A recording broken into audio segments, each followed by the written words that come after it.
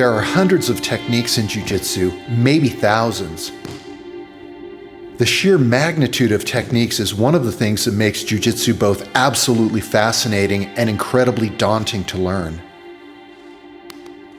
Even if your A game consists of only a small number of techniques, you still need solutions for all the ways in which your opponents attack you. You need counters, you need escapes, you need pathways from one position to another. You need offensive options that let you capitalize on opportunities. You need to master the movement patterns that allow you to grapple efficiently. So the question is this: is it possible to get better at jiu-jitsu much faster? Can we compress the normal timeline it takes to achieve mastery in the art? Can we accelerate our progress? In my view, the answer is yes. Absolutely, you can greatly accelerate your progress in jiu-jitsu. You might be surprised to hear that it's actually a rather simple process. I said simple, not easy. You have to be willing to put in the work, and make no mistake, it takes work. And it requires you to find a dedicated training partner willing to join you on the journey toward mastery. So how do you get better faster?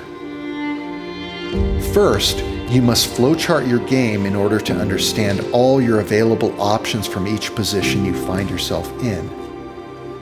Then, you must drill those techniques. This is where a training partner comes in.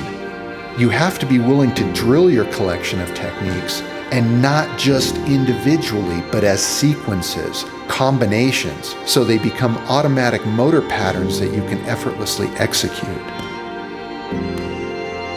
Let me explain what I mean by flowcharting your game. What I'm not suggesting is that you attempt to flowchart the totality of your game all at once. That's way too daunting. Instead, you'll pick a single position. Start with your best position. Maybe it's guard. Within that position, identify all the techniques you currently know. Write them down and start drilling them.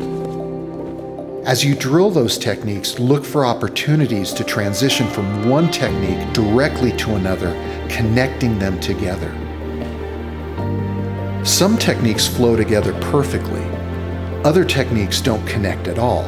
But the act of drilling all your techniques, along with actively attempting to connect them, has immense value in helping you develop these patterns as automatic responses that can be performed without thought.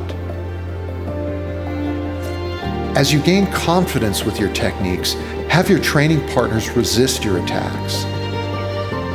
If you are not having success executing your techniques, they are resisting too much. Dial it back. You only want as much resistance as you can handle and still have success. This process will help you sharpen your setups and teach you to improvise the mechanics.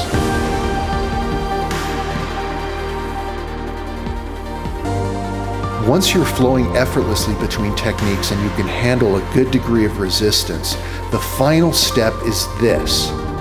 Every single time you roll for the next 6 to 8 weeks, play only the game you've been practicing. Start every round of every training session in that position. If during the roll you end up somewhere else, work to get back to your position so you can continue to practice your techniques.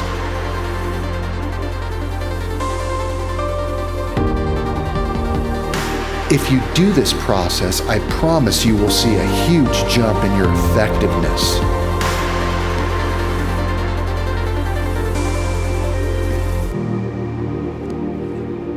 Now it's time to pick a new position and start the process again.